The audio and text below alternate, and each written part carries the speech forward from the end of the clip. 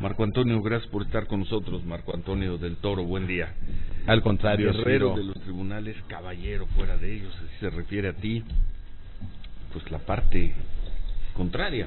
Pues mira, yo creo que todos somos colegas, tenemos funciones distintas y eso significa que como tales debemos de comportarnos dentro de los tribunales, pues tanto nosotros como ellos nos corresponde ser aguerridos, fuera de ellos pues seguimos siendo colegas.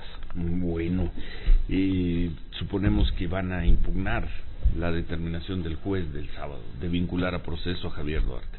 Sí, mira, es una etapa muy primaria del proceso adversarial oral, pero desde luego vamos a apelar la resolución por distintos motivos. Creemos que hay un punto que para nosotros es clave. En el modelo acusatorio mexicano, a diferencia del chileno y de otros, hay una diferencia que es sustancial y que consiste en lo que se llama una etapa preliminar, en donde el Ministerio Público está obligado a decirle a la persona acusada exactamente de qué hecho se le acusa y que sea de una manera clara, precisa, entendible. Eso se le llama formulación de imputación. Eso sucedió el lunes pasado. El Ministerio Público se vio obligado a hacerle la formulación de imputación. ¿Qué hizo el Ministerio Público? Planteó una formulación de imputación muy vaga, muy genérica, muy imprecisa. O sea, su formulación de imputación fue: usted como gobernador lideró un grupo y desvió recursos públicos del gobierno del estado de Veracruz y los insertó al sistema financiero mexicano para hacer la adquisición de algunos bienes muebles e inmuebles. Esa fue su formulación de imputación. Es como si te dijeran: usted se robó un carro, y después le preguntas, bueno, ¿pero qué carro? Bueno, eso no se lo puedo decir. Fue una formulación muy vaga. Eso, el código establece que la defensa tiene el derecho de hacer precisiones y aclaraciones cuando hay vaguedad. Obviamente esas precisiones se le formulan al juez, y el juez, si considera que se debe hacer la precisión, se la hace al Ministerio Público. Y acá el juez, después de que estuvimos insistiendo mucho con el Ministerio Público y que trataba como de no contestar, el juez le dijo: Ministerio Público, antes de la petición de la defensa es muy simple. Si usted le imputa al presentado, dicho en mis palabras, que tomó dinero del estado de Veracruz, él lo que pretende saber es: dime dónde lo tomé, de qué cuentas, qué institución bancaria, de qué dependencia del estado de Veracruz. Y después hace el juez alguna crítica al Ministerio Público diciéndole, bueno, que como que no estaba en ese momento debidamente preparado. Posteriormente, el Ministerio Público ya se ve obligado a decir finalmente qué cantidades había acreditado en su investigación. Y el señor juez de control le dice: bueno, entonces usted afirma que son 38.500.000 pesos los que estaba planteando. Después se le volvió a insistir si se había dispuesto recursos públicos del gobierno de Veracruz, supuestamente, y el Ministerio Público contestó 38.500.000 de pesos, así es. La defensa le preguntó, como aclaración, si esos 38.5 millones de pesos constituían el único monto de distracción de recursos del gobierno de Veracruz que imputaban y su lavado mediante una organización supuestamente criminal. El Ministerio Público dijo que hasta ese momento eso es lo que se tenía acreditado. Después el juez todavía insistió y el Ministerio Público contestó: así es, su señoría, ya lo había precisado y por el momento son las únicas cantidades. Hay una pregunta en donde la defensa le dice: ¿cuál es el monto total que invirtió el imputado en el sistema financiero mexicano según su imputación para delimitar de mejor manera y para un recto ejercicio del derecho de defensa? El Ministerio Público contestó que lo que se tiene documentado ya se le ha informado al juez y a la defensa, esto es 38.5 millones de pesos. Todo eso fue el lunes, hace 8 días. Todo eso fue el lunes. Ahora, en México, como te decía Ciro, se fija la litis, que así se le llama jurídicamente, sobre los hechos con la formulación de imputación. Eso quiere decir que a ti, imputado, te formulan una imputación y esos hechos son los que van a regir durante todo el proceso. ¿Cuál es la regla? Se formula la imputación, después viene la solicitud de vinculación a proceso. ¿Qué es la solicitud de vinculación a proceso? Cuando el Ministerio Público pide que se vincule a proceso, ¿con base en qué? En los hechos que ya imputó, y ahí se le adicionan los datos de prueba con los que pretende acreditarlo. Después pasa ya mucho tiempo y viene la acusación. La acusación es cuando el Ministerio Público, con base en esos mismos hechos, y ya no con datos de prueba, sino ya con pruebas que se desahogaron ante un juez, pide que se condene a la persona y se le fije una pena. Sí. Ese es a grandes rasgos el sistema. Entonces, la pregunta aquí es, ¿podía el Ministerio Público variar la imputación a la hora de solicitar vinculación a proceso? La respuesta evidente es que no. La litis se fijó con la formulación de imputación.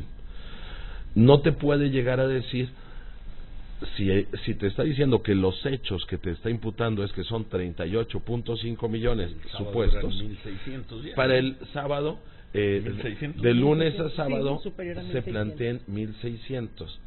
¿Por qué? Porque si te hubiera dicho eso en la formulación de imputación, nosotros le hubiéramos podido hacer precisiones diciéndole de qué cuenta, de qué dependencia, en qué fecha, cómo se intervino, lo que sucedió precisamente en la audiencia del lunes.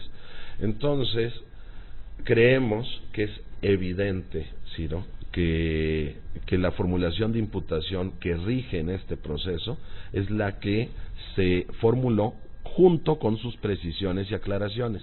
Decía el Ministerio Público en la audiencia, dice, bueno, es que la defensa hizo precisiones que eran ilegales, como que eran basadas en datos de prueba y no en los hechos. Eso es falso, Ciro, porque las precisiones no las hizo la defensa, las hizo el juez. Es como si le estuvieran diciendo que el juez actuó indebidamente sobre ello. Pero lo cierto es que queda vinculado a proceso, Marco. Así es, sí, mira, eso esperábamos. Si no procede la, ¿cómo se llama ahora? Impugnación. Ahora es apelación. Si no procede, pues no vamos a saber mucho más del caso hasta el 22 de enero. Mira, se va a saber mucho del caso porque podemos nosotros pedir audiencias especiales. Hay algunos puntos de derecho que no son de fondo, sino que son para esta etapa que vamos a aclarar. Ejemplo, si se te acusa de lavado de dinero a través del sistema financiero, es la Secretaría de Hacienda la que formula esa denuncia, pero primero debe de ejercer facultades de comprobación. El Ministerio Público se le preguntó esa precisión y dijo que que no contaba con facultades de comprobación, y ese es un requisito de procedibilidad. No manifiesta, y eso es gravísimo, en torno al delito de lavado de dinero, cuál es el delito subyacente. Siempre debe de haber, te acuso de lavado de dinero proveniente del delito de secuestro, el que quieras. No se hace así. Luego encontramos algún tema de pruebas ilícitas. Fíjate, Ciro, que hay dos personas que parece que son como el soporte principal de la acusación, que son un licenciado Ortega y un licenciado Janeiro, que a quienes se les otorgó un criterio de oportunidad. Ellos estaban acusados y se les eliminó de la acusación a cambio de que declararan. A ver, tenemos que hacer una pausa, Marco, y regresamos con esta conversación. Sumamos a Miriam Moreno, que estuvo las 12 horas claro que el sí. sábado ahí con ustedes. Estamos conversando con el abogado defensor. En el nuevo sistema se llaman abogados defensores, ¿no tienen? Sí. Que como ya todos se llaman distinto. Ya todo hay que Sí. cambiarle. Con el defensor de Javier Duarte, con Marco Antonio del Toro. Pero estamos conversando con el abogado Marco Antonio del Toro, defensor de Javier Duarte. Miriam, tenías preguntas. Tenía preguntas. Estuviste las 12 horas, más las de 12 12 horas de y en las dos sesiones. el sábado en el reclusorio norte. Así, la pregunta es, abogado, usted plantea así lo plantea el juez al Ministerio Público de que se cambie el tipo penal en la orden de aprehensión que presenta la PGR ante el gobierno de Guatemala. Venía de lavado de dinero o presiones por recursos de procedencia ilícita de una forma, y cuando llega a la presentación, al momento de la imputación a Javier Duarte, hay una modificación. Esta parte dijo el juez que no la conocía, que él desconocía la orden de PGR, pero le invitó a que se la presentara. ¿Cuál es la variación ahí y qué pueden hacer en ese momento? Sí, Miriam, lo que sucede ahí, uno de los argumentos que se plantearon fue que en la solicitud de extradición internacional presentada al gobierno de Guatemala, México plantea como imputación el haber ocultado o pretender ocultar el recursos de procedencia ilícita. Ahora en la imputación lo que se le formula es que haya invertido en el sistema financiero mexicano recursos de procedencia ilícita. Dentro del delito de operaciones con recursos de procedencia ilícita o lavado de dinero hay distintas alternativas. En este caso se planteó una totalmente diferente de aquella que fue materia de la extradición, y de acuerdo al tratado de extradición entre México y Guatemala hay una figura que se llama principio de especialidad, que consiste en que no podrá ser juzgado por un delito distinto, y es una conducta delictiva distinta. Pero como le decía a Ciro, pues se dieron estas y varios otros temas irregulares. Ejemplo fue que hay un principio que se llama de lealtad. El Ministerio Público te tiene que entregar todo lo que tiene en su carpeta de investigación.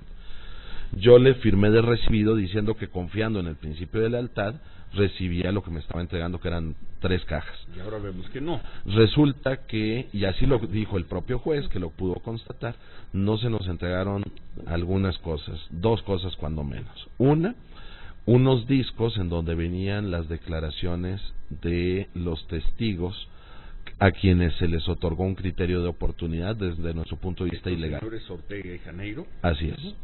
Pero sí nos entregaron la transcripción de las mismas, esa sí venía. No venía el disco, sí la transcripción. Sí, la transcripción. Los abogados de Guatemala nos enviaron la solicitud de extradición de México y en esa venían incorporados los discos. Entonces los vimos la noche anterior, hicimos un análisis detallado entre el disco y la transcripción y resulta que no coincide su contenido en algunos aspectos que son importantes para la defensa. Entonces, eso llama la atención. ¿Es una falta administrativa o es un delito? Es una falta al principio de lealtad. No les están dando la información completa, pese a que se habían comprometido a hacerlo. Como debe de ser en un juicio oral. Por otro lado, en la solicitud de vinculación hacen alusión entre sus supuestas 82 pruebas, una de ellas es la sentencia que se le impuso a 2 coacusadas de mi defendido, en donde se les exoneró de delincuencia organizada y se les condenó por lavado de dinero en un procedimiento abreviado. Lo invocan como prueba, sin embargo no venía en la carpeta que nos entregaron, y el juez también dijo que en efecto no lo habían acreditado y por consiguiente nos lo tenían que entregar. Entonces hicieron algún par de cosillas de ese tipo, pero lo más importante, lo más importante va a ser lo siguiente: determinar si, como nosotros sostenemos, la formulación de imputación fija la litis de los hechos y es inmodificable y que se acompaña de las precisiones y aclaraciones, o si ésta, a la hora de solicitar la vinculación a proceso, se puede modificar.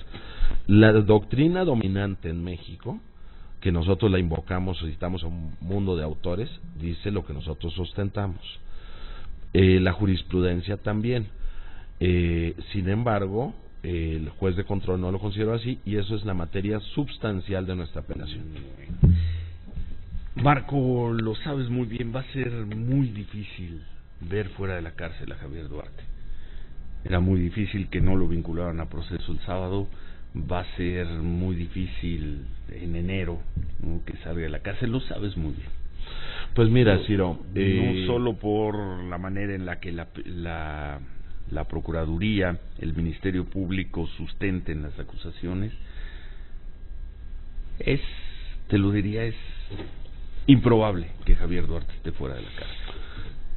Mira, yo lo que te diría es lo siguiente.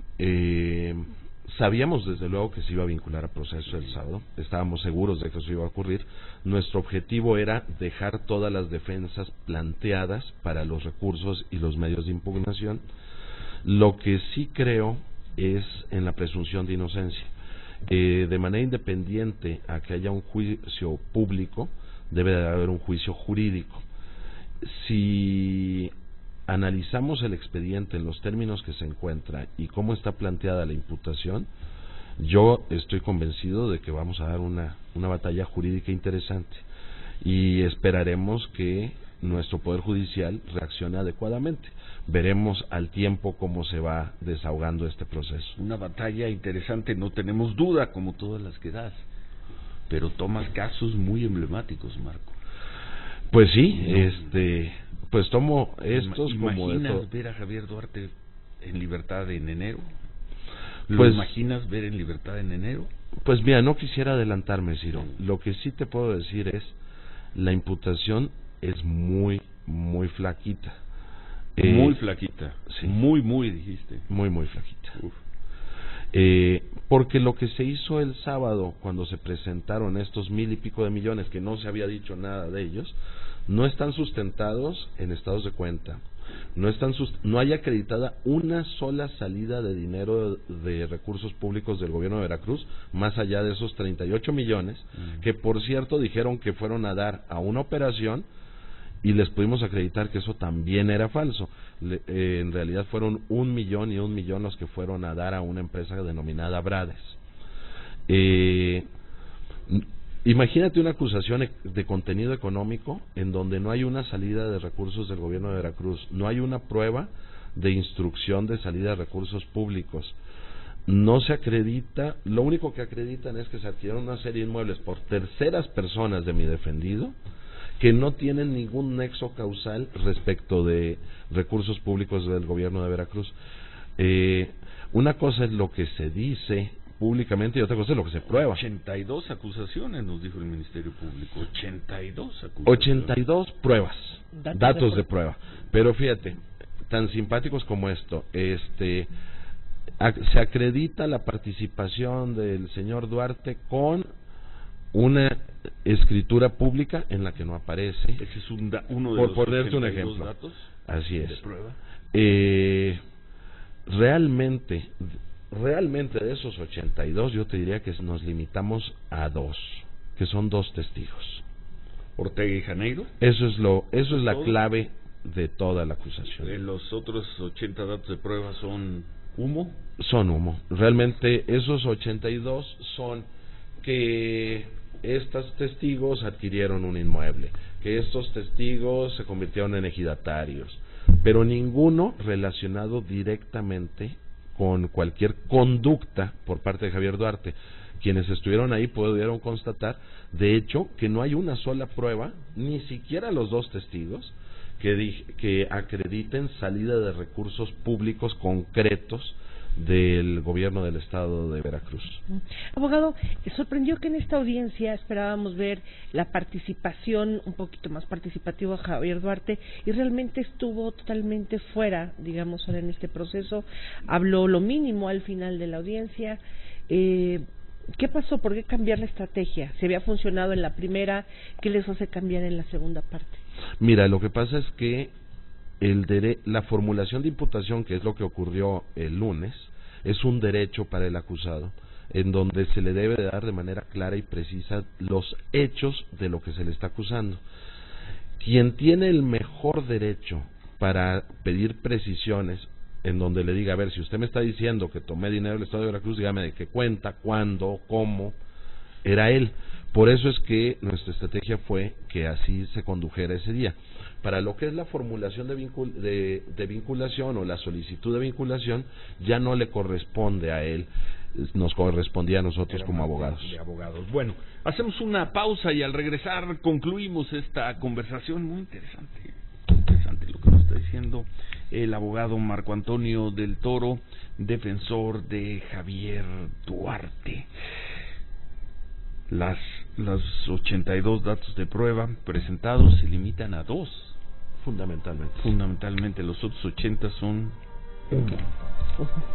Bueno, vamos a hacer una pausa y al regresar concluimos esta conversación. Concluimos la conversación con el abogado Marco Antonio del Toro, defensor de Javier Duarte. No lo quiere ni la autoridad federal ni la de la Ciudad de México, no lo quieren en el reclusorio norte, lo quieren mandar a Morelos, Marco Antonio. Pues mira, eso será decisión ya del juez de control en su momento. ¿Cambian mucho las cosas para ustedes? Pues mira, en realidad no. Nosotros no hicimos ninguna oposición en ese tipo de temas. Lo que sí creo yo es que facilitaría mucho al juez de control el tenerlo en el reclusorio norte por el acceso a las audiencias, ¿no? Está además, me imagino que en algún momento comenzará el caso de Veracruz, las acusaciones que le hace el gobierno de Veracruz, la fiscalía de Veracruz. Ahorita tenemos pendiente un juicio de amparo, pero sí vamos a tener que atender en audiencias también de juicio oral a estos temas de Veracruz. Seguramente tendrá que hacerse por medio de videoconferencia la presencia de Javier Duarte. Nosotros seguramente sí acudiremos a las audiencias de Veracruz, pero como te venía diciendo, creo que este es un asunto que es un reto para lo que es la presunción de inocencia. Debemos de acostumbrarnos a ella y será la sentencia la que pueda determinar si es culpable o inocente. Nosotros pelearemos por lo contrario. Escuché al fiscal que compareció el día de hoy, Guevara, si mal no recuerdo, que nos dio entrevista, que no era comparecencia. No, bueno, que compareció a una entrevista, desde luego. Pedro Guevara. Y me pareció muy correcta su posición, tanto dentro como fuera del juicio. Entonces, pues como colegas tendremos un debate interesante. Es un tema que mucha gente va a analizar desde una óptica de lo que son los juicios orales. Sí. Eso va a ser muy interesante que la academia analice estos aspectos. Es el primer gran caso de los juicios orales. Grande, verdaderamente grande, el de Javier Duarte. Así es, sí. El primero. Y eso exige el estudio de muchos interesados académicos sobre el particular. Vas a sentar jurisprudencia para el análisis, para los medios, para la revisión. Si me permites la analogía en este caso, ¿no? Así es, pues trataremos de dar nuestro mejor esfuerzo, como siempre. Bueno. Abogado, para precisar de lo que sigue de Javier Duarte, esta semana se tiene que dirimir en audiencia el amparo justamente por las acusaciones de Veracruz. ¿Cuándo es? ¿Ante qué tribunal? Y ¿qué se esperaría? ¿Cuál es la respuesta? Ustedes decían que estaban infundadas las acusaciones de Veracruz. ¿Cuándo es la audiencia? Pues mira, todavía nos faltará que se dirima este juicio de amparo. Pueden faltar algunos aspectos. Tan pronto esté ello, estamos dispuestos a comparecer a las audiencias de Veracruz. Van a ser interesantes. Los planteamientos de Veracruz se limitan a 2 temas fundamentales: una orden de aprehensión por la utilización supuesta del helicóptero el día de la salida de Javier Duarte, eso es lo que se plantea. 12 de octubre. Así es. Y la segunda, por unos fondos federales que ingresan al gobierno de Veracruz con un fin específico, y con anuencia del Congreso de Veracruz se les da uno diferente para pagos de nóminas, etcétera. Entonces no es embolsarse el dinero, sino fue reetiquetarlo. Eso es todo lo que está. ¿Es el jueves la audiencia de amparo? Sí. El jueves. Entonces, las acusaciones muy flaquitas. Así las veo yo. Híjole. Así las veo yo. Y bueno, pues basta ver la transcripción de las audiencias. ¿Y Yunes ya aceptó, según dijo Yunes el fin de semana, que PGR ya le dio entrada y que sí lo acepta como testigo junto con sus videos? Pues mira, como es un testigo de la parte acusadora, nosotros tenemos derecho a interrogarlo y será interesante en su momento, será un gusto tenerlo por ahí. ¿Los videos son legales? ¿Se pueden usar en el proceso? Mira, no adelantaría porque sobre el particular ya hicimos un análisis exhaustivo que en su momento daremos a conocer. Bueno. ¿Cómo está Javier Duarte? Tranquilo, sí, desde luego. Sabíamos que se iba a dictar esta vinculación. Tranquilo en el sentido de que desde Guatemala, que él se allanó a la extradición, sabía que venía a este procedimiento. y bueno, pues está muy activo en el mismo, como pudieron darse cuenta en la primera audiencia. Escuchábamos al subdirector de reclusorios de la Ciudad de México diciendo que presenta un cuadro de depresión importante. ¿Es cierto eso? Pues mira, yo creo que después de todo lo que ha pasado en este asunto, difícilmente no tendría alguna consecuencia, ¿no? Pero lo ves activo, lo ves bien. Yo lo vi activo, bueno, creo que todos lo vieron el día que estuvo en la audiencia, muy participativo. Nosotros llevamos todos los juegos de preguntas y él fue muy claro a la hora de presentarlas ante el juez, entonces creo que está en buenas condiciones en ese sentido. ¿Dudaste mucho al aceptar tomar este cargo? Mira, yo siempre he sido un ferviente creyente del derecho de defensa y creo yo que un defensor penal jamás debe de constituirse en un juez de nadie para decidir aceptar o no el patrocinio de un asunto. Me refiero a que la probabilidad de éxito es muy baja, y lo sabes, Marco. No hay mayor villano en este momento en el país que Javier Duarte, eso me refiero. Sí, me refiero no a implicaciones éticas o de otro tipo, tú eres un profesional, tú eres un defensor, sino a la probabilidad de éxito. Pues mira, la probabilidad de éxito a la luz del expediente es alta, a la luz de lo que se plantea en el ámbito mediático es baja. Entonces la pregunta será ¿qué predomina? Y eso lo veremos a lo largo del juicio. Híjoles, ¿algo más, Miriam? Yo creo que ya el abogado, al fin de cuentas, el juez determinó que los datos de prueba que presentó el Ministerio Público eran suficientes, les tocará combatirlo. Me llamaba la atención esta cuestión del autolavado que usted planteaba, ¿no? Que no era posible que quien robaba y conocía el origen ilícito del dinero cometiera ambos delitos. Así es, mira, Miriam, nosotros sustentamos que quien comete un delito de lavado de dinero es el que conoce, así dice la ley, el origen ilícito, y debe de ser una persona distinta de aquel que se le impute el delito principal. En este caso se le está señalando en ambos extremos, lo cual desde un punto de vista técnico cuando menos nos parece inadecuado. Bueno, pues muchas gracias, Marco Antonio, ojalá podamos seguir platicando contigo. Claro que sí, será muchas gracias como siempre al abogado Marco Antonio del Toro, y suerte. Muchas gracias. Está bien dura. Bueno, todas las que tomas tú están bien duras, ¿no? Así es. Bueno, pero lo veremos. Muchas gracias por la información. Al contrario, Marco Antonio del Toro, defensor de Javier Duarte, gracias por sus llamadas, por sus comentarios. Y interesante con todo lo que nos ha dicho el abogado Marco Antonio del Toro y el concepto de presunción de inocencia. Todos lo tienen, todos los ciudadanos, incluidos los que se llamen Javier Duarte, ¿no?